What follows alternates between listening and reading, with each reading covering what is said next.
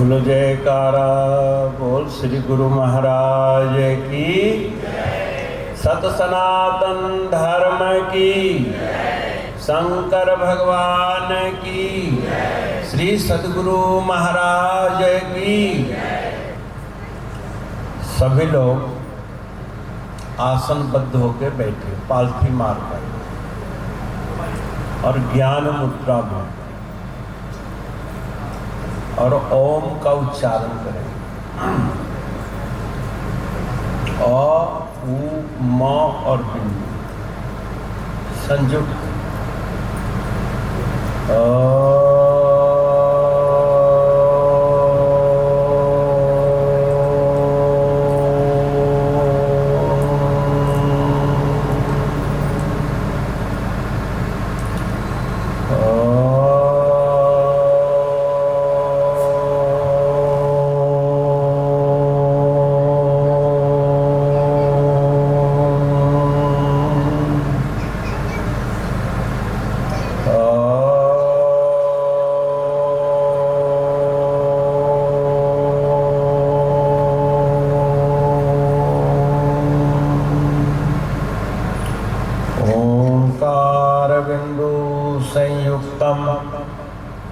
नित्यं ध्यायन्ति योगिनः कामदं मोक्षदं चैव। ओंकाराय नमो नमः। ओंकाराय नमो नमः। परमात्मानमेकं जगद्बीजमाद्यं निरीहं निराकार्योऽङ्कारवेद्यं यतो जायते पालयते न विश्वं तमीशं भजे जीयते यत्र विश्वं। बोलो सच्चिदानंद भगवान की जय। स्वागत श्री सद्गुरु भगवान जी के पावन छत्र छाया में मंचासीन बैठे हमारे गीत राग त्याग मूर्ति सेवा परायण संत जन, समर्पित सेवक जन, धर्मानुरागी सज्जनों, माताओं, बहनों, प्यारे बच्चों, आज परम सौभाग्य की बात है, इस कलिकाल के व्यस्त जीवन में, रांची के व्यस्ततम झंझावत वातावरण में रहकर भी इस जैन स्मृति भवन में आप भक्तों के प्रयास से एकत्रित हैं कि हम लोग आत्मचिंतन, मानव जीवन की साफल्यता के लिए कुछ समझें, सुनें। सुनने सुनाने में तो कोई कसर है ही नहीं। आप लोग एक से एक सत्संग श्रवण करते हैं, आप स्वयं में भी अध्ययनरत हैं, जानते हैं। फिर भी संतों की समाज में बड़ी महिमा है। संत उसे कहते हैं जो साधना करके, चिंतन मनन करके स्वयं में पहले शांति का अनुभव करते हो। क्योंकि तुलसीदास जी ने भी रामायण की कितनी प्रतियां छपेंगी, इस ग्रंथ का कितना प्रचार प्रसार होगा, ये उनके अंतःकरण में कोई उद्देश्य नहीं था। उनका उद्देश्य सिर्फ यही था कि शांतः सुखाय तुलसी रघुनाथ गाथा। लेखक साधक अपने अंतःकरण के सुख के लिए रघुनाथ जी का चरित्र का वर्णन करता है। ऐसी तुलसीदास जी के इस वाक्य से हम सबको प्रेरणा लेनी चाहिए कि सनातन धर्म की जो साधना पद्धति है उसको अपने आत्मिक शांति के लिए, अपने अंतःकरण के विकास के लिए ही करें। तो तो महाराज जी इतने बड़े आयोजन की क्या आवश्यकता है? तो धन गुरु नानक देव जी ने कहा, आप तरे औरन को भी तारे। साधना से, सत्संग से खुद तो तरना ही तरना है, लेकिन जिस समाज में हम लोग रहते हैं, जिस परिवार में रहते हैं, एक एक व्यक्ति तरे, एक एक व्यक्ति शांति का अनुभव करे, एक एक व्यक्ति महान बने, तब तो हमारी जीवन की सफलता है। पूरे नगर में एक ही लड़का पास हो, एक ही बच्चा पढ़े, तो क्या एक के पढ़ने से सारा समाज ज्ञानी बन पाएगा? जैसे शिक्षा अभियान के तहत गांव में, नगर में, शहर में, जंगल में, जहां भी मानव बालक है, मानव मात्र समाज है, वो सब शिक्षित बने, यही तो शिक्षा बोर्ड का अभियान है। ऐसे ही सनातन धर्म में गुरु भक्ति के माध्यम से हम लोगों को मानव जीवन सफल बनाना है। और हम ही नहीं, हमारे बच्चे भी बने, हमारे नातेदार रिश्तेदार भी बने। यही सनातन धर्म का मूल उद्देश्य है। सर्वे भवन्तु सुखिनः, सर्वे सन्तु निरामया। सभी लोग एक चींटी से लेके हाथी तक, एक मानव से लेके दानव तक, दानव के लिए भी कहा है कि तुम शांत रहो, दानव वृत्ति का परित्याग करो। क्योंकि ब्रह्मा जी के पास श्री गुरु महाराज जी सुनाते हैं, ब्रह्मा जी आध्यात्मिक दीक्षा देते थे।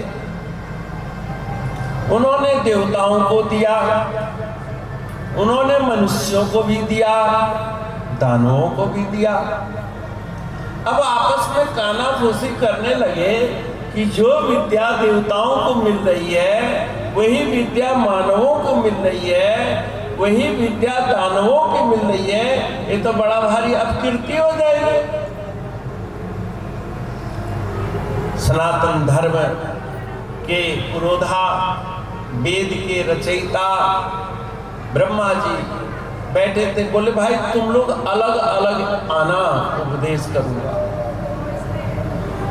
देवता लोग खूब सेवा की, बोले नहीं महाराज हम लोग तीनों ही उपदेश करेंगे। अब तीनों को एक साथ उपदेश करना पड़ा।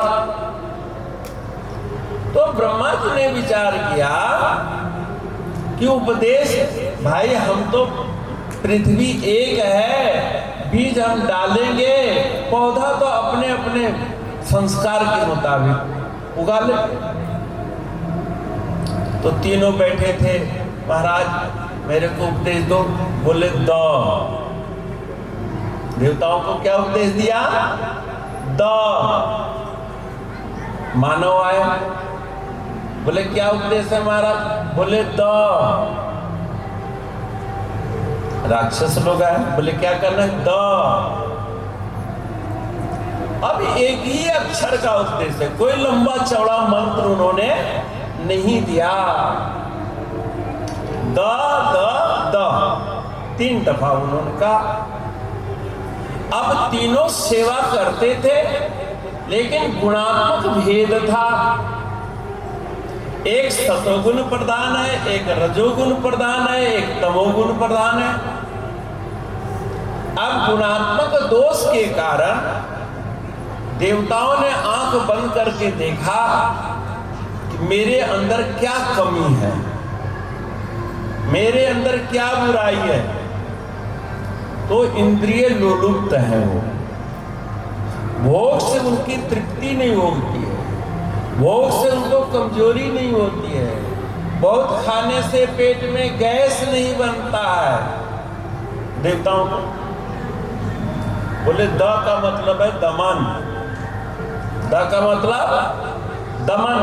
अपनी इच्छाओं का मुझे दमन करना चाहिए, क्योंकि मृत्यु लोक में अनेकों तीर्थ सेवन कर, अनेकानेक ग्रंथ अध्ययन कर, संत महापुरुषों की संगति करके हमने क्या पाया? अरे स्वर्ग तो पुण्य खत्म होने वाला है, अब फिर मृत्यु लोक में मैं भेज दिया जाऊंगा। ये तृष्णा जो है मुझे स्वर्ग की कामना जगा दी, और यहाँ भी वही भोग ऐश्वर्य है जो धरती पर। कोई खास अंतर तो है नहीं। घर में सब्जी बनाओ वही नमक है, और 5 स्टार में सब्जी में नमक डालो तो वही नमकीन है। नमक नमक में कोई भेद है क्या? कोई भेद नहीं। सिर्फ डाइनिंग मेज का फर्क हो सकता है, लेकिन खाद्यान्न जो है वो वही है, धरती की उपज। उन्होंने कहा मुझे दमन करना चाहिए, तब जाकर के वो यशस्वी बने। अब राक्षस लोग चिंतन करने लगे कि सारी दुनिया हमसे नफरत क्यों करती है? वो नफरत इसलिए करती है कि हमारे अंदर हिंसा भाव है, हमको दैत्य कहते हैं, इसलिए हमें दया करनी चाहिए, क्योंकि दयाहीनता ही हमें लोगों से दूरी किए हुए है। इसलिए सब पर दया करो, सबका भला करो। और देवताओं ने दया करनी शुरू, राक्षसों ने दया करनी शुरू कर दी। और मानव जो है बड़ा संग्रही है, जो मिलता है उसको छोड़ना नहीं चाहता है, जितना मर्जी आ जाए उसको खर्च नहीं करना चाहता है। तब संतों ने आप तरे औरन को तारो, आप तरो दूसरों की भी तारो, इसके लिए कहा दान करो। उनके हृदय से प्रेरणा आई, आखिर मैंने जितने पैसे कमा लिए हैं, क्या इस सारी कमाई को मैं खर्च कर पाऊंगा? ये आत्मचिंतन जगा मनुष्य के अंदर। भाई ये बच्चे भी खराब हो रहे हैं, क्योंकि घर में भैंसा पड़ा हुआ है, ये फाजुल की मेहनत नहीं कर रहे हैं, ये मेरा पैसा ही बच्चों के दुर्गुणों का कारण बन रहा है। उनके अंदर दान की प्रवृत्ति है। तो अब दान किसको किया जाए भाई? सनातन धर्म की मूल धुरी दान ही तो है, सेवा ही है। एक दफा अभी पंजाब में था, लोगों ने मुझसे पूछा कि महाराज सनातन धर्म में 3 विभाग है, कर्म कांड, उपासना कांड और ज्ञान कांड। 3 कांड है ना।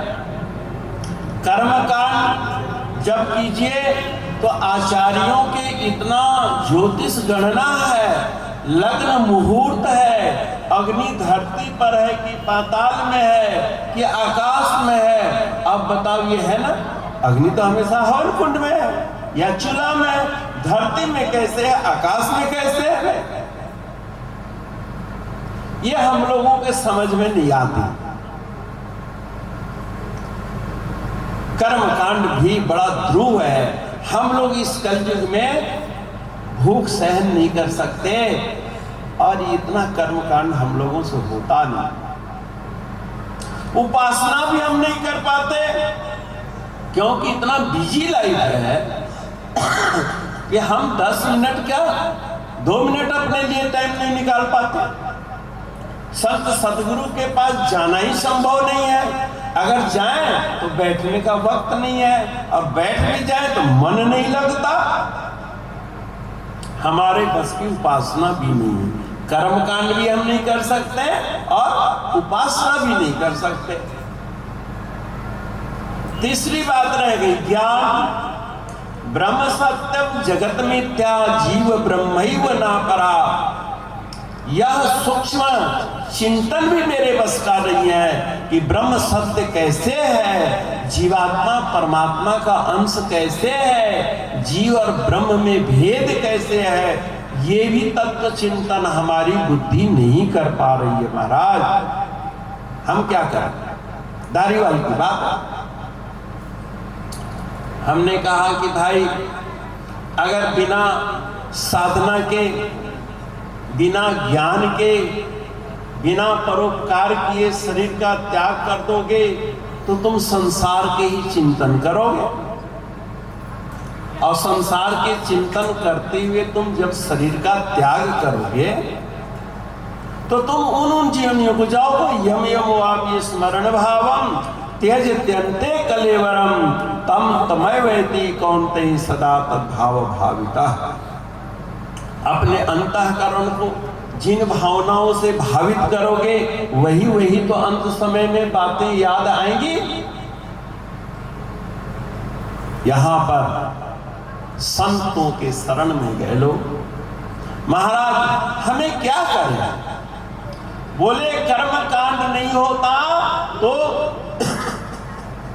कर्म कांड की जगह तुम सेवा करो, सेवा।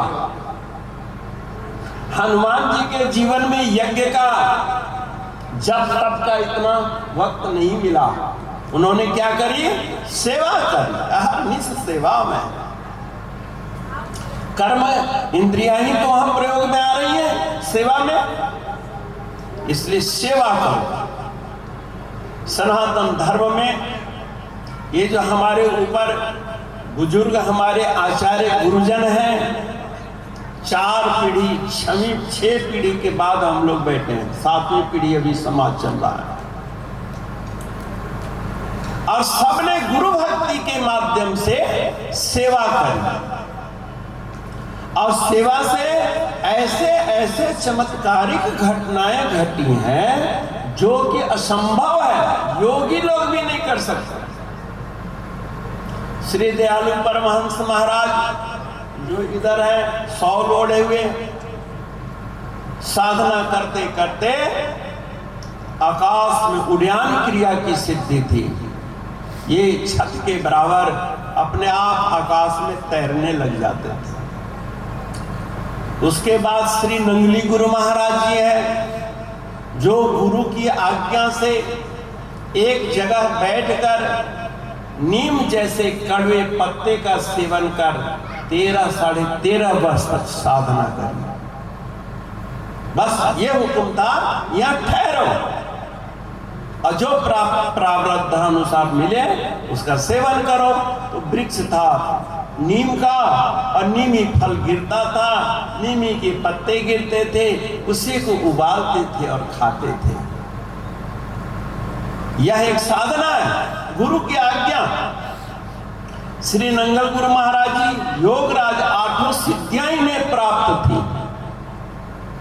श्री गुरु महाराज जी सेवा सिद्ध थे। पूज्य बाबा भास्करानंद भावना सिद्ध थे, गुरु को ही साक्षात ईश्वर माने। और स्वामी जी तप सिद्ध और ज्ञान सिद्ध थे। इन सब की संगति में रहने का मौका मिला। सेवा आप लोग जो कर सकते हो उसी में निष्कामता ले आओ, बस वो सेवा बन जाती है। और महाराज ज्ञान के लिए क्या करना, उपासना के लिए? तो उसके लिए है सुमिरन। सिमर सिमर सुख पावो कली कलेश तन माहि मिटाओ।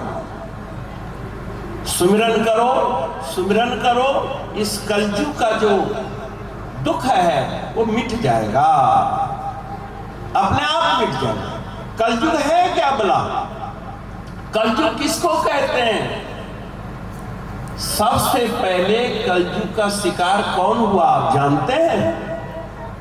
श्रीमद् भागवत का अध्ययन आप लोग किए होंगे, कथा सुने होंगे।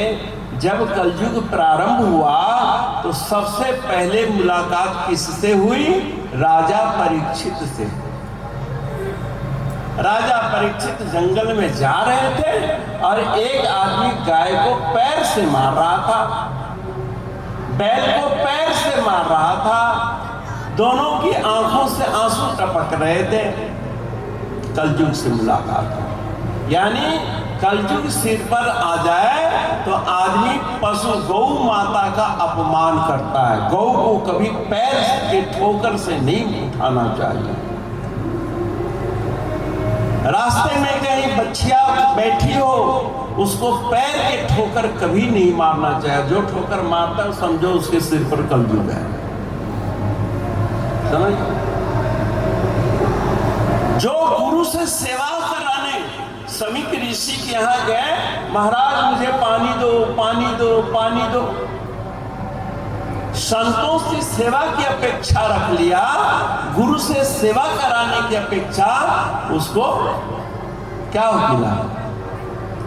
मृतक सांप की माला पहना दी गुस्से में, और कलयुग ही मरा हुआ सांप का रूप धारण कर लिया था। श्रृंगी ऋषि को खबर लगी, श्राप दे दिया कि मेरे गुरुदेव के गले में जिसने इस सांप यानी मनमाना अपमान की दृष्टि से डाला है, क्रोध की दृष्टि से डाला है, क्या शंकर जी के गले में सांप नहीं है क्या? लेकिन उनके गले में किसी ने अपमान की दृष्टि से नहीं डाला, अपितु स्वयं भुजंगधारी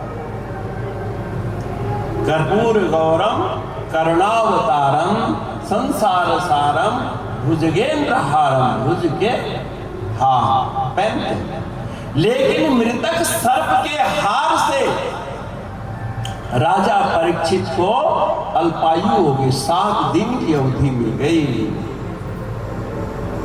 इसलिए कलयुग का मतलब अपने बुजुर्गों का अपमान करने की प्रवृत्ति पैदा हो जाती है। तो जब जब कलयुग का आज हम लोगों के जीवन में क्या है कि हम किसी का सम्मान नहीं कर पाते, तर्क वितर्क में पड़ जाते हैं, जिसका कारण है कि आप भी अशांत, पूरे समाज को अशांत कर देते हैं। प्रतिशोध की भावना में दुनिया जल रही है। लेकिन भक्ति करो। जब आप भक्ति करेंगे तो भक्ति हृदय में 2 बेटा पैदा होते हैं। 2 बेटा। बहुत लोग कहते हैं ना, महाराज हमारा लड़का नहीं, अब मेरा उद्धार कैसे होगा? मेरी कोई संतान नहीं, अब मेरा कल्याण कैसे होगा? ग्रंथों में लिखा है कि पुत्र के बगैर ज्ञान होता ही नहीं, पुत्र के बगैर गति होती नहीं, अब क्या हो? तो हमने कहा जगत गुरु शंकराचार्य जी के न बेटा न बेटी, स्वामी विवेकानंद जी के न बेटा न बेटी, नामदेव जी के न बेटा न बेटी, ज्ञानदेव जी को कौन था? कोई भी नहीं था।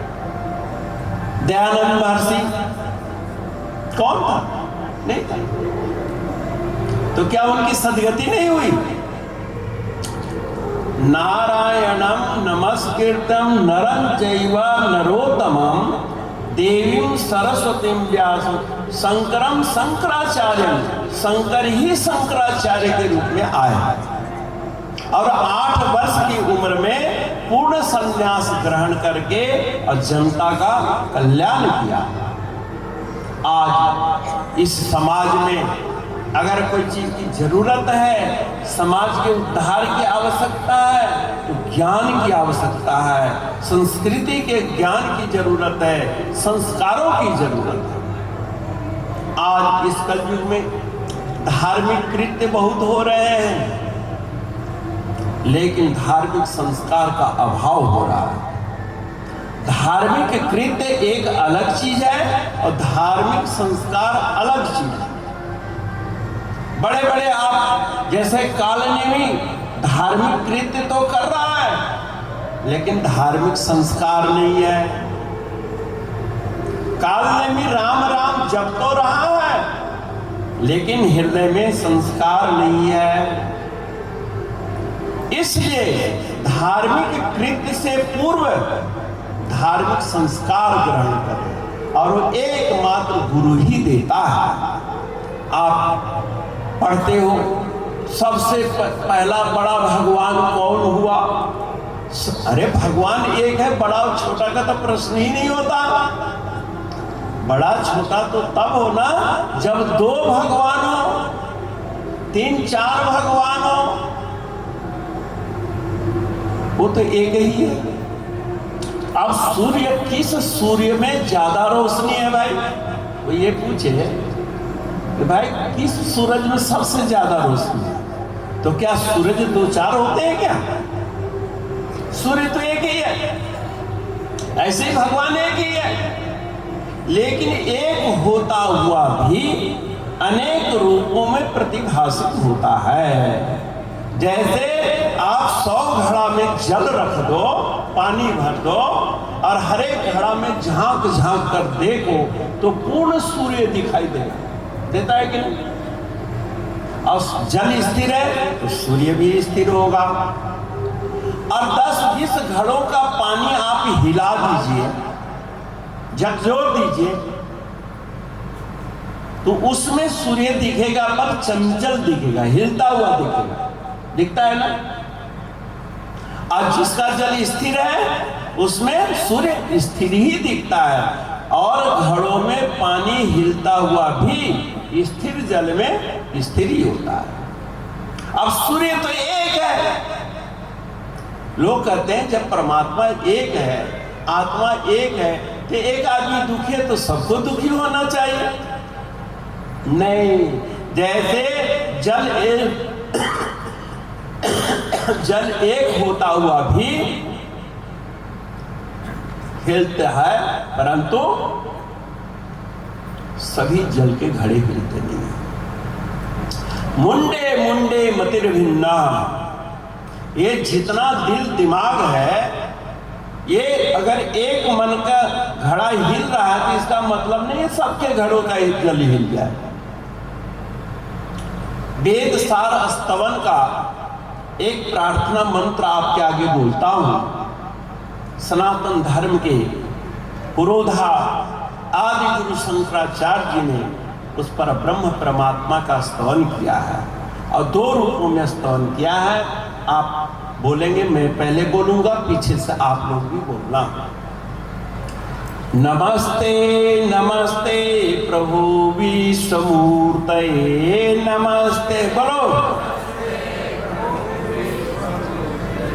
नमस्ते नमस्ते प्रभु विश्वमूर्तये नमस्ते नमस्ते प्रभु विश्वमूर्तये नमस्ते नमस्ते चिदानंद मूर्तये नमस्ते नमस्ते चिदानंद मूर्तये नमस्ते नमस्ते चिदानंद मूर्तये नमस्ते नमस्ते चिदानंद मूर्तये।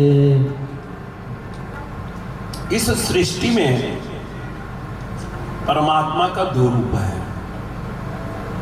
एक तो सारा विश्व मूर्ति है, पूरा तारामंडल, सूर्य, जंगल, पहाड़, समुद्र, ये विश्व मूर्ति कहलाता है। इसको कहते हैं ईश्वरकृत सृष्टि। ये परमात्मा के द्वारा बनाए गए हैं, और इस विश्व प्रकृति को, विश्व मूर्ति को संभालने, झाड़ू बुहारू से हमारा कोई लेना देना नहीं है। सूर्य देव की रोशनी देने के लिए घी है कि नहीं है, ये आपको चिंता करने की जरूरत नहीं है, क्योंकि वो ईश्वरकृत है। तो ईश्वरकृत सृष्टि है तो उसको भी नमस्कार करो। त्वमर्कस्त्वं सोमस्त्वपवनस्त्वं हुतवास्तव मापस्त्वं व्योमत्वमधरणिरात्मा त्वमति च। हे प्रभु, आप सूर्य हैं, आप चंद्र हैं, आप ही जल हैं, आप ही पृथ्वी हैं, आप ही वायु हैं। इस संसार में ऐसा कोई पदार्थ ही नहीं है जो आप न हो। ये विश्व मूर्ति कहलाता है। और विश्व मूर्ति के लिए तप और योग की जरूरत है। नमस्ते नमस्ते तपो योग गम्य नमस्ते। योग और तप के द्वारा इस विश्व देव को आप अपने अनुकूल ला सकते हो। जैसे पृथ्वी से अन्न पैदा करना है तो तप की जरूरत है कि नहीं? बिना तप के अनाज पैदा नहीं हो सकता, बिना तप के कुआं की खुदाई नहीं हो सकती, बिना तप के बागीचा नहीं लगाया जा सकता। ये तप की आवश्यकता। बिना तप किए खनिज से लोहा निकालकर आयरन नहीं बनाया जा सकता। इसमें तप और योग, तप यानी कठिन श्रम करना, मेहनत करना। आप बिना मेहनत किए क्या लाभांश कमाएंगे?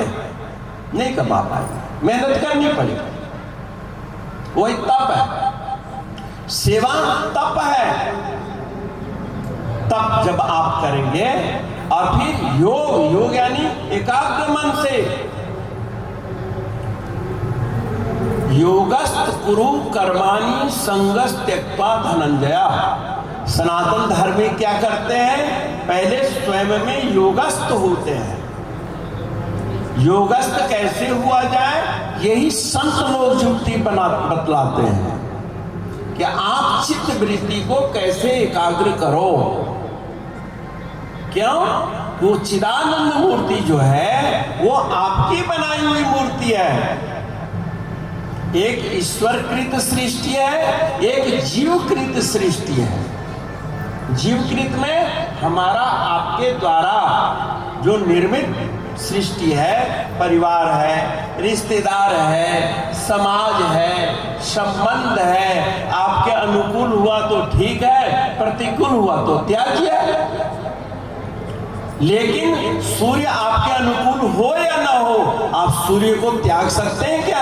अब गर्मी आने वाली है, सूर्य तो आपके अनुकूल नहीं होगा, लू चलेगी, जलन पैदा होगी। क्या आप क्यों उसके विरुद्ध हड़ताल कर सकते हैं कि सूर्य ने क्यों इतनी ताप वर्षा दी? क्योंकि वो ईश्वर कृत है, उसमें हमारा कोई दखल नहीं है। अभी बारिश हो रही थी, लोग कहने लगे बरसात हो रही है बाबा जी। हमने ये भी परीक्षा है, सभी लोगों को आने से रोकने के लिए हो गया, क्योंकि जो सुन सकता है वही तो समझेगा। ये भी प्रभु की लीला है, हम बारिश को नहीं रोक सकते। ये ईश्वर कृत सृष्टि। लेकिन नमस्ते नमस्ते चिदानंद मूर्ति, जो चिदानंद मूर्ति, चिद मने अंतःकरण, मन बुद्धि चित्त अहंकार। अरे छोटे बच्चों को विशेष समझाना, क्योंकि इनका चित्त चंचल है। और चित्त मूर्ति यानी आप इसको रामायण जी में क्या कहा? चित्त मूर्ति के लिए जागी रही भावना जैसी, और प्रभु मुहूर्त देखी तीन तैसी। यानी जिसका अंतःकरण जैसा होता है वैसा ही आंख बंद करके अगले व्यक्ति के प्रति अपनी भावना निश्चित कर लेता है। इसको कहते हैं चिन्ह मूर्ति, चित्त मूर्ति। और चित्त मूर्ति को अगर सुधारना है, अब मान लीजिए किसी के अंतःकरण में धर्म के प्रति कोई गलत फहमी पैदा हो ही गई है, तो उसको कैसे सुधारा जाए? उसके लिए कहा नमस्ते नमस्ते श्रुति ज्ञान गम्य। संत महापुरुषों की वाणी को सुन करके अंतःकरण की दृष्टि चेंज हो जाती है। क्यों? कि आपने बनाई है और आपने ही बिगाड़ना है। आज मैं एक जगह नाश्ता करने चले गया, एक छोटी लड़की है, बिटिया, मेरे घर तीसरी चौथी में पढ़ती होगी। वो कहती बाबा जी मैं एक बात पूछूं? हमने पूछो। बोले भगवान है? हमने भगवान है तो दिखाई क्यों नहीं देता? कितना सुंदर प्रश्न। भगवान है पर दिखाई नहीं देता। हमने कहा तेरा गुस्सा है, तेरे मम्मी गुस्सा करती है? बोले हाँ करती है, तभी तो डांटती है। हमने गुस्से की मूर्ति देखी है तूने? गुस्सा को कोई देखा है आज तक? फोटोग्राफी हुई है गुस्से की, लोभ की, मोह की, क्रोध की, पंच विकार की कोई फोटोग्राफी है कि नहीं है? पर दिखाई नहीं देता। क्रियाओं के द्वारा दिखाई देता है ना। इस संसार में जो गति है, तुम अपने हार्ट को चलाते हो क्या? तुम अपनी किडनी को चलाते हो क्या? नहीं चलाते। वो ईश्वर कृत है, पर दिखाई नहीं देता, लेकिन है तो सही। ईश्वर के बगैर संसार का अस्तित्व ही नहीं है, क्योंकि संसार ईश्वरो गुरुरात्मेति मूर्ति भेद विभागिने व्योमवत व्याप्त देहाय दक्षिणामूर्तये नमः। एक संत बैठे थे और एक राजा को धुन सवार हो गई कि मैं भगवान को देखूंगा। जहां जाता था सुनता था कि भगवान के दर्शन किए बगैर जीवन सब बेकार है, राजकाज पाठ सब बेकार है, ये पशु का जीवन है, मुझे भगवान मिलना चाहिए, भगवान का दर्शन होना चाहिए। ये धुन सवार हो गया। अब संतों को बुलाया, आपने ईश्वर को देखा है? ईश्वर है? बोले ईश्वर तो है। बोले आपने देखा है? तो कुछ लोग चुप हो जाते थे, कुछ लोग कहते थे हाँ जी अनुभव तो करता हूं। बोले मुझे दिखाओ। बहुत संतों को पूछा, पर कोई भगवान दिखाने वाला साधु नहीं मिला,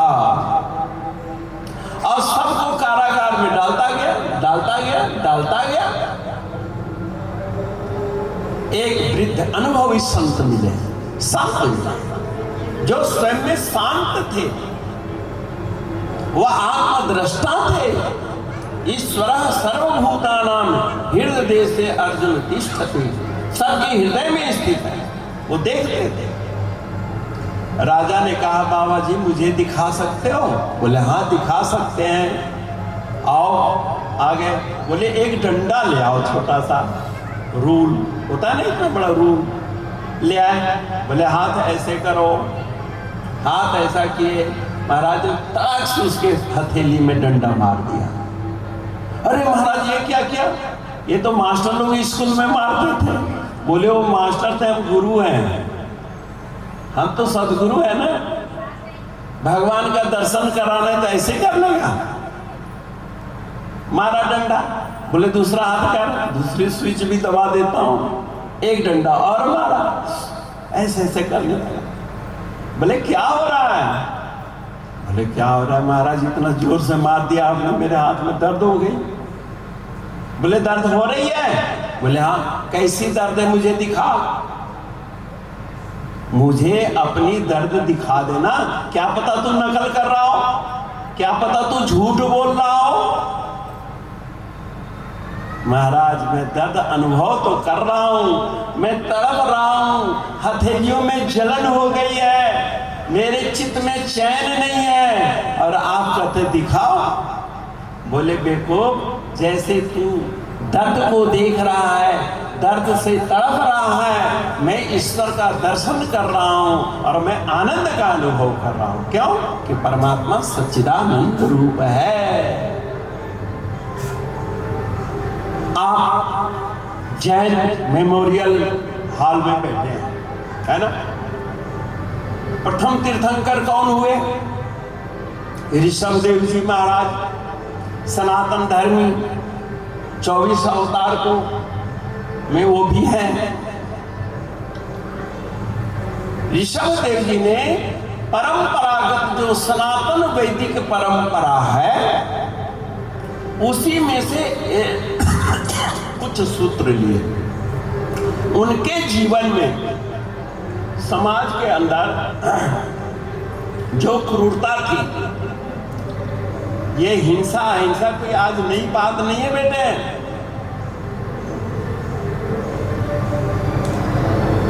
सनातन वैदिक धर्म में धर्म का 10 अंग माना गया है। आजकल ये आचार्य लोगों ने जो धर्म के नाम पर बहुत गलत फहमियां पैदा कर दी, ऐसा नहीं है धर्म। धर्म जो प्राणी मात्र एक ही धर्म को धारण करे, धरणी, धैर्य, धर्म और धारणा, ये एक ही है। धरती कोई अलग अलग है क्या? धर्म धैर्य एक जैसा है। तो ऋषभ देव जी ने देखा अपने युग में, युवावस्था में वो सन्यासी बन गए, 24 तीर्थंकर हुए। अंत में आज श्री महावीर स्वामी की विशेष मान्यता है, परंतु मूल शिक्षा धर्म की है। धृति माने धैर्य। धैर्य कैसे डगमगाता है? असत्य के कारण। हमारे योग शास्त्र में, अष्टांग योग में पहला यम है। यम क्या है? यम याद रखना। यम के 5 लक्षण हैं, 5 अंग हैं। यम एक है, 5 अंग हैं। सत्य, अहिंसा, अस्तेय, अपरिग्रह, ब्रह्मचर्य। और इसी की शिक्षा ऋषभ देव जी या जैन मतावलंबी विशेष रूप से देते हैं। सत्य परायण इंसान होगा तो उसके जीवन में कभी घबराहट नहीं होगी, कभी बेचैनी नहीं होगी। सत्यवान के लिए कुछ छुपाने के लिए होता है कुछ। सत्य पर बोलेगा तो उसका हार्ट बीट नहीं बढ़ेगी। जब झूठ बोलेगा, असत्य आचरण करेगा तो सारा अधर्म ही अधर्म होगा। धृति, क्षमा यानी अहिंसक। मान लीजिए एक अज्ञानी आपके लिए कोई अपकार कर दिया, आपको गाली गलौज कर दी, आपको अपमानित कर दिया, तो क्या क्षमा नहीं करेगा? लेकिन अपराधी के लिए दंड है, गलती करने वालों के लिए क्षमा है।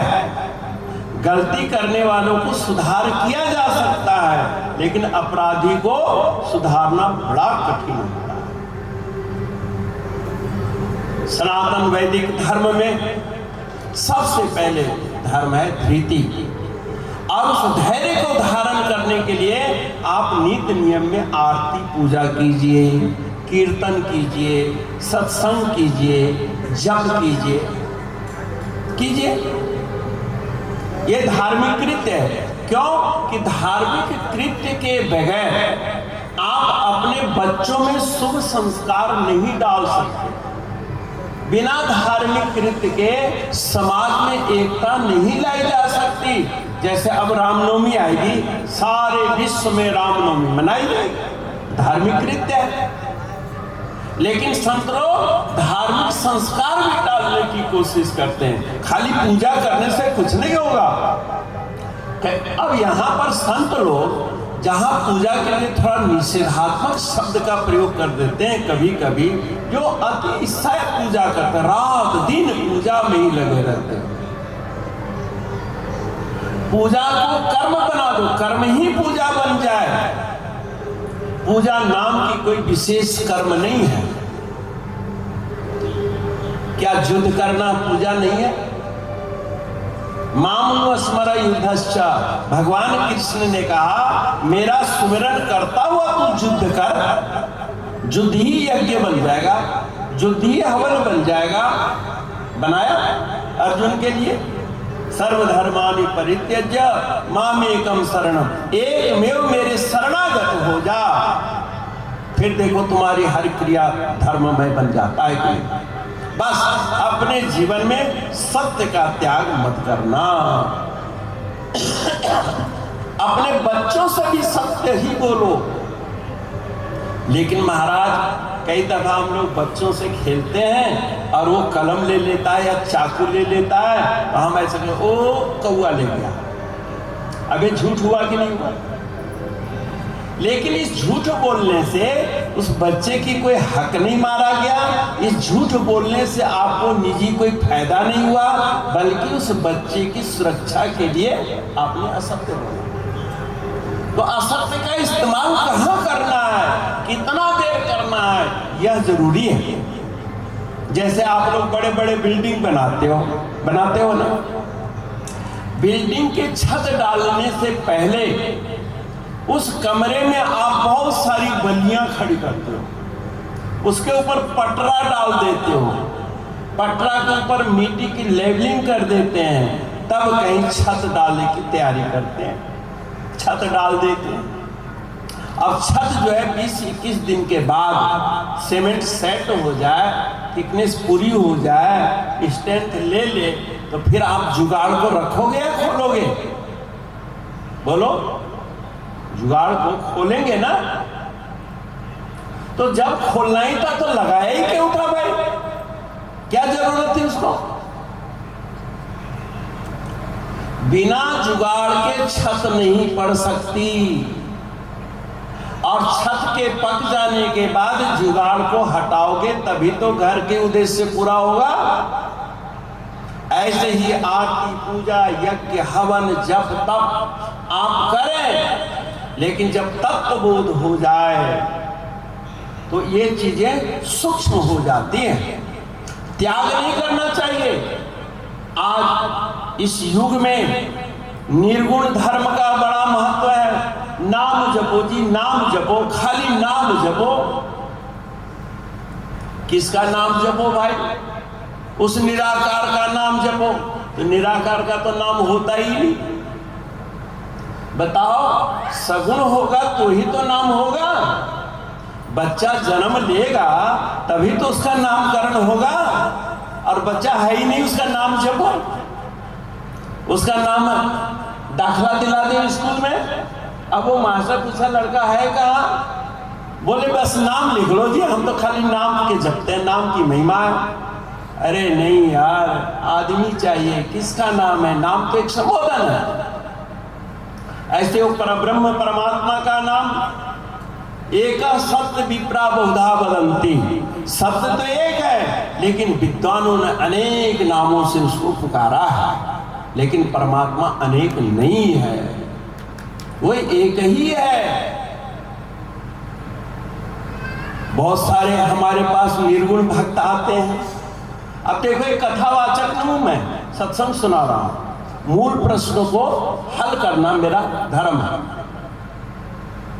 लोगों ने कहा, महाराज हमारा नाम अच्छा है, हमारा धर्म अच्छा है। एक दफा हिमाचल में सत्संग कर रहा था, वहां पर बड़े बड़े लोग बैठे थे। धर्म पर चली कि आज के युग में सनातन धर्म का औचित्य क्या है, सनातन धर्म की विशेषता क्या है। अरे भाई, विशेषता क्या? सनातन धर्म ही धरती है, सनातन धर्म ही सूर्य है, सनातन धर्म ही हवा है, सनातन धर्म ही आग है। हम सनातन धर्मी ऋग्वेद के आधार पर यज्ञ, अग्नि पूजा करें। हम लोग क्या पूछते हैं? अग्नि की पूजा करते हैं। ज्योति अग्नि। अग्नि का दो रूप है, एक प्रकट और एक अप्रकट। आरती जो करी, ये प्रकट ज्योति है ना। खाना बनाते हो तो प्रकट है ना, लेकिन तुम जिंदा कैसे रहते हो? शरीर में आग है ना, जो टेम्परेचर है ये आग है कि नहीं? अब क्या हिंदू, सिख, ईसाई, मुसलमान भेद से शारीरिक टेम्परेचर का कोई अंतर है? कोई अंतर नहीं। सबके हार्ट बीट एक जैसी है, सबकी नब्ज गति एक जैसी है, सबके तापमान एक जैसा है, और उसमें व्यतिक्रम होता है वो बीमार पड़ जाता है। हम सब सनातन धर्मी हैं। जिस मनुष्य के शरीर में अग्नि तत्व है वह सनातन धर्मी है। अब मान लो किसी के जीवन की अग्नि बूझ जाए, शरीर के जैसे ज्योत बूझ जाए तो कोई उससे आरती करेगा? बूझी हुई ज्योत से कोई आरती नहीं करता, बूझी हुई आग में कोई आहुति नहीं डालता। अगर बूझी हुई आग में आहुति डालनी होती तो फिर यज्ञ वेदिका में अग्नि प्रज्वलित क्यों करते? वैसे ही हम स्वाहा स्वाहा कर देते। ऐसे हमारे तुम्हारे शरीर की जब आग ठंडी हो जाएगी, शरीर ठंडा हो जाएगा, तो क्या कहते हो फिर? गए। क्या कहते हैं? अरे गया क्या, वो तो है, पर उसके शरीर से अग्नि गई, अब वो अपवित्र हो गया। वो लाश हो गई, अब उसका संस्कार करते हैं। हम सब ज्योति प्रज्वलित की ही पूजा करते हैं, जगते हुए आग की पूजा करते हैं। आप हमारे सामने बैठे हो, मेरे शरीर में भी ज्योति जग रही है, तभी तो टेम्परेचर है। आपके शरीर में ज्योति जल रही है, तभी तो आपका अभिवादन मैं स्वीकार कर रहा हूं। और मोटा प्राणहीन अग्निहीन व्यक्ति लाश न तो किसी का सम्मान करेगा और न कोई सम्मान पाएगा। इसलिए अपनी तेज को संभालो, अपनी आग को संभालो। और अग्नि के लिए वैश्वानर है। हमारे शरीर में जो आग है इसका नाम है वैश्वानर। अहम वैश्वानरो भूत्वा प्राणिनाम देहमाश्रिता प्राणापान समायुक्तः पचाम्यन्नं चतुर्भुजम्। 4 प्रकार के खाए हुए भोजन को हम हजम करते हैं। हे अर्जुन, अर्थात अपने शरीर के टेम्परेचर को संभालिए। ये तो हुआ जीवित शरीर का, लेकिन पैरालाइसिस व्यक्ति भी शरीर गर्म में लेटा रहता है, लेकिन वो कुछ करने योग्य नहीं होता। क्यों? उसका चिन्मय मूर्ति, चिद मूर्ति जो है डिस्टर्ब हो गया। इस चिद मूर्ति को संभालना बहुत जरूरी है। आज हमारा विश्व मूर्ति नहीं बिगड़ा, हमारा चित्त मूर्ति बिगड़ गया है। ये जो राग द्वेष कलह क्लेश की जो प्रवृत्ति पैदा होती है, ये आंतरिक मूर्ति खराब हो जाने के कारण। तो इसको ध्यान करना है तो शांत चित्त होकर ध्यान मूलम गुरु मूर्ति, गुरु महाराज जी का ध्यान। पूजा देवताओं की करो। हम लोग संत जो हैं देवताओं का थोड़ा प्रतिकार करते हैं, लेकिन उनकी निंदा नहीं करते हैं। कृष्ण भगवान ने देवराज इंद्र की पूजा बंद कराई, पर उसकी प्रतिष्ठा को कायम रखा। यज्ञ हवन में सिर्फ देवताओं को दंडित किया कि ऐ इंद्र, तुम तो प्रभु की व्यवस्था को चलाने वाले जल सप्लायर हो, पानी वर्षा करते हो, लेकिन तुम तो सबसे पुजवाने लगे भगवान की तरह। तुम भगवान थोड़े ना हो। मैं हूं, इस सूर्य के अंदर तेज मेरा है, तेरी ड्यूटी मैंने लगाई है, ब्रह्मा की लगाई है। भागवत का सब्जेक्ट कथा, कभी संजोग बने तो पारसनाथ जी कथा भी करवा सकते हैं, लेकिन उसमें समूह की आवश्यकता है, एक व्यक्ति नहीं कर सकता। कथा नहीं, कथा के माध्यम से आत्मदर्शन कैसे किया जाए, इसलिए संत ही कर सकते हैं। राजा सुखदेव परीक्षित को कथा किसने कराई? सुखदेव मुनि। बीतराज सन्यासी ने उनको कथा सुनाई और 7 दिन के अंदर उनको कैवल्य पद दिला दिया। दिलाएगा नहीं? परंतु आज कथा का मतलब हो गया नृत्य, कथा का मतलब हो गया दोहन। नहीं, कथा बहुत बड़ी चीज है। जिस कथा के माध्यम से हमारे बच्चों में संस्कार पैदा हो, जिस कथा के श्रवण से हमारी माता बहनों के दैनिक दिनचर्या में भी सुधार हो। मैं जहाँ सूरत शब्द की बात करता हूँ, ईश्वर और ब्रह्म की शिक्षा देता हूँ, वहाँ गुरु महाराज जी हम लोगों ने कहा कि ऐ बच्चों, तुम्हारा परमार्थ नहीं बिगड़ा है, परमार्थ की कोई चिंता मत करो, क्योंकि परमार्थ ईश्वरकृत सृष्टि का सब्जेक्ट है और जीवकृत सृष्टि में व्यवहार है। तुम व्यवहार को शुद्ध कर लोगे तो ईश्वर की सिद्धि अपने आप हो जाएगी। ये व्यवहार जो है ये जुगाड़ है, इस जुगाड़ के बगैर शांति तुम्हारे चित्त में कायम नहीं रहेगा। एक बात कह के वाणी को विराम दूंगा, टाइम तो हो गया है आप लोगों का, पर भगवान श्री विष्णु क्षीर सागर में शयन करते हैं और वहीं से सृष्टि का पालन करते हैं ना। क्षीर सागर सुना है ना? क्षीर सागर, क्षीर सागर है कहाँ? जो ब्रह्मांडे सो पिंडे जो खोजे सो पावे। इस सकल ब्रह्मांड में जो कुछ है सब तुम्हारे इस शरीर में है। हर इंसान का क्षीर सागर अलग अलग है, याद है? हर एक इंसान, जितने हम लोग यहाँ हैं या जितने प्राणी धरती पर रहते हैं, उन सबका क्षीर सागर अलग अलग है। बोले कैसे महाराज?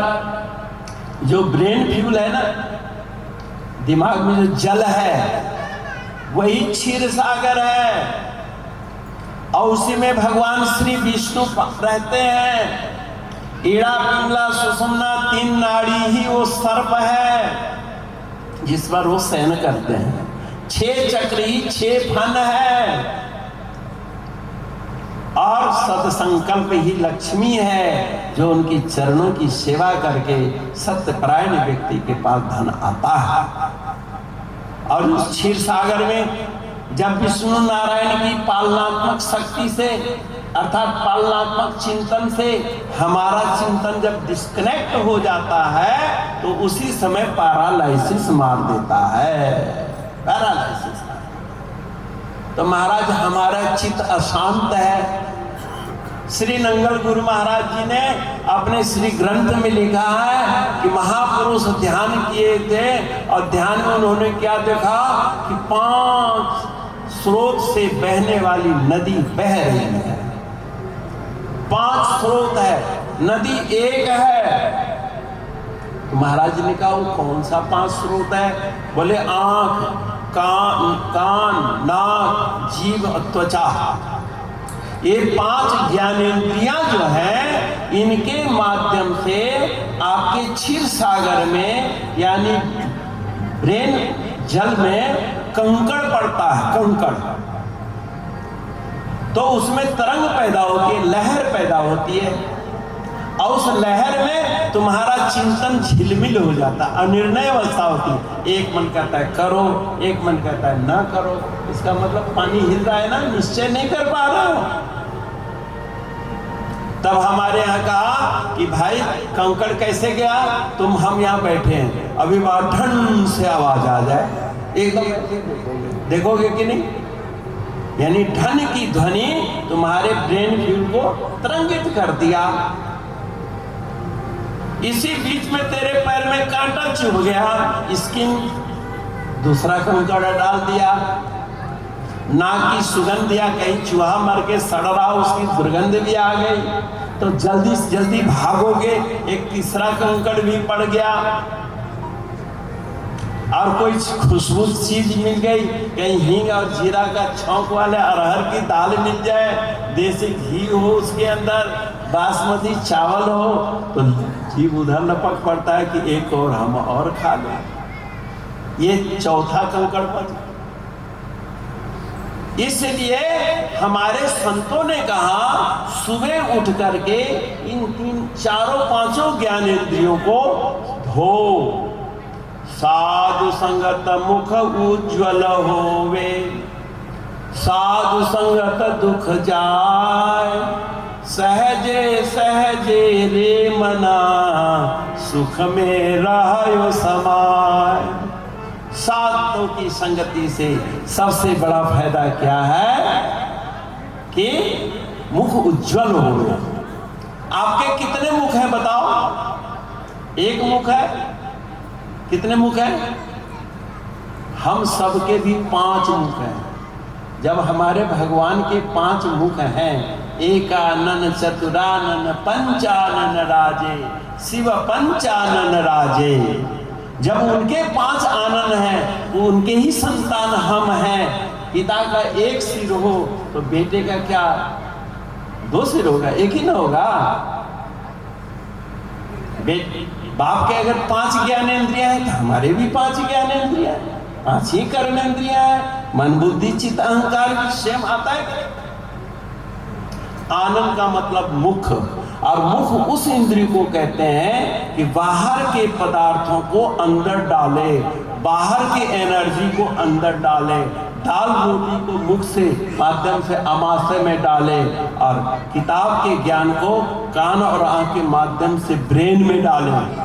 तभी तो डॉक्टर, इंजीनियर, वकील बनोगे। ये 5 मुख। तो संतों की संगति से अब दांत तो तुम ब्रश से साफ कर लेते हो, करते हो ना? हमने बच्चों से पूछा सुबह उठ के क्या करते हो? बोले हम ब्रूस करते हैं। हमने कहा ब्रूस से क्या फायदा, वो तो खाने की तैयारी करी तुमने।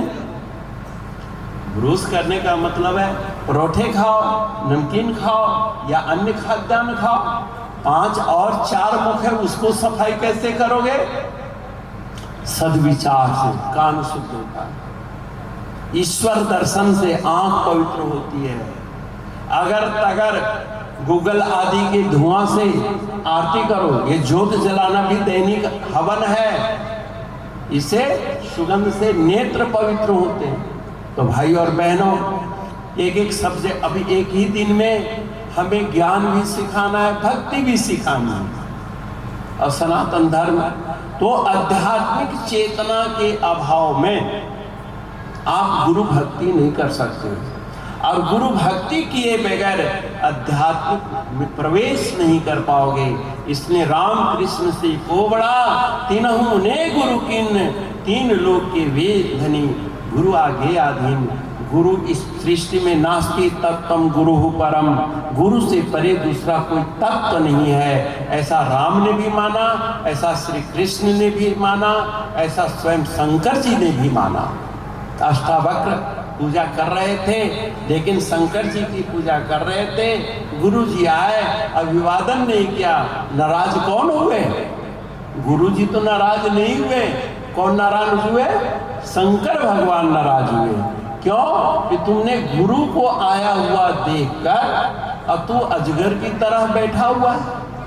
इसलिए सृष्टि में गुरु सबसे बड़ा तत्व है। और चेले के तरफ से उन्होंने माफी मांगी शंकर भगवान से। क्या माफी मांगी? न जानामि योगम जपमनैव पूजा न जाना, न तो हम सदा सर्वदा शंभुतुभ्यम, न तो हम सदा सर्वदा शंभुतुभ्यम। आप योग करें या न करें, पूजा करें या न करें, लेकिन नमन तो करें। नमस्कार है ना चैके ना नरह पुतो हरि उड़े।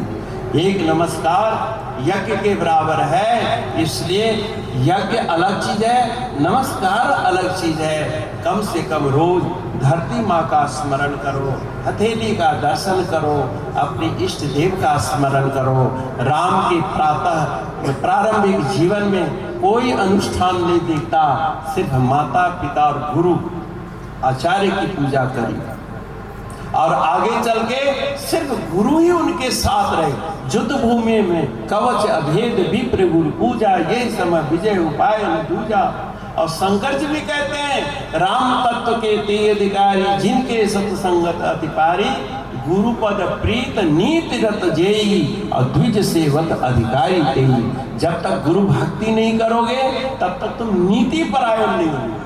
नीति का मतलब राजनीति नहीं, अपने व्यवहारिक नीति की निपुणता, संसार में कैसे रहना है, धर्म का पालन कैसे करना है, ये आपको विवेक उत्पन्न होगा, जो कि आपकी भावनाओं को नियंत्रित करेगा। वही नीति कहलाती है।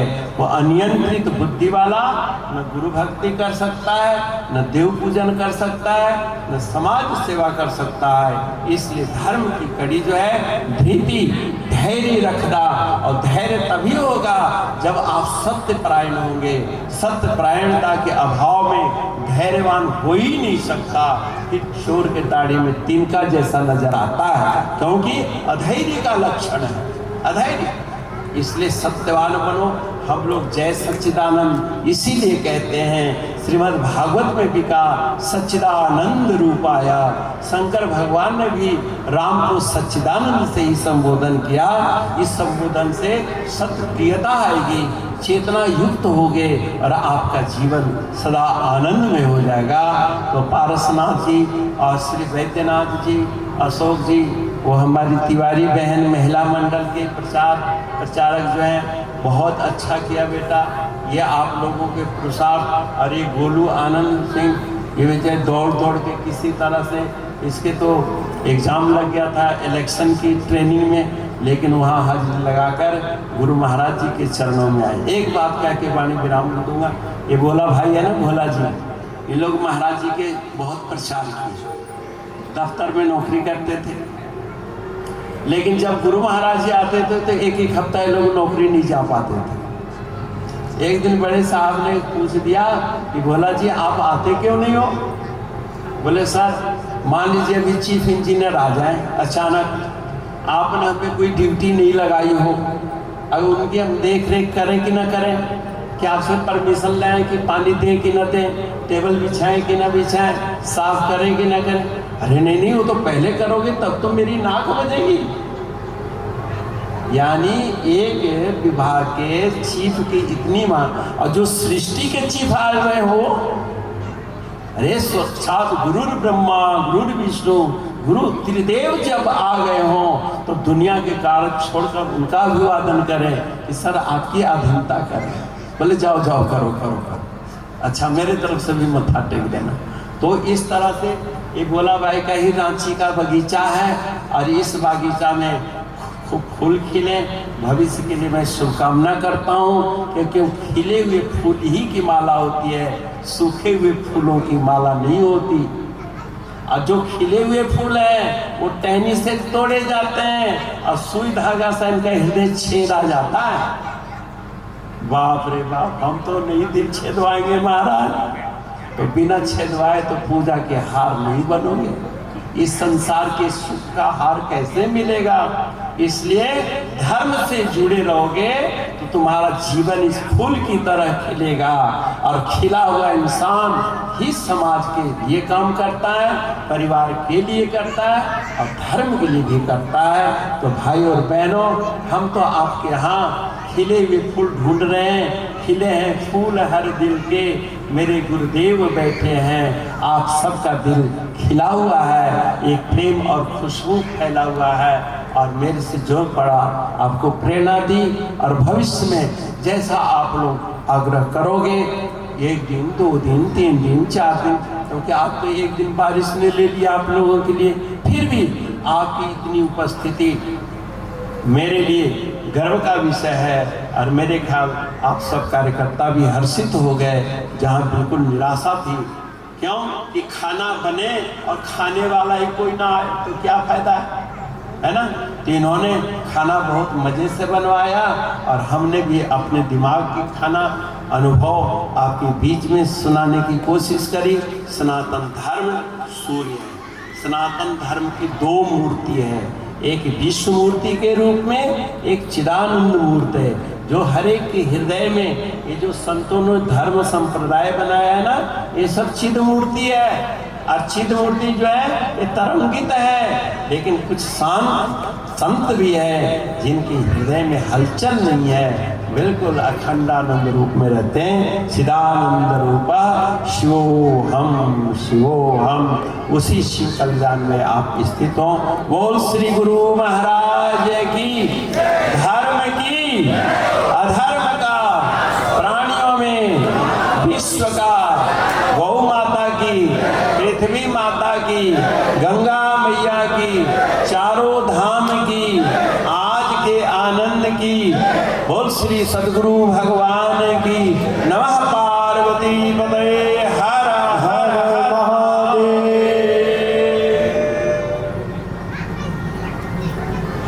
हाँ गाओ, सुनाओ, हम तो आप लोगों का सुनी नहीं।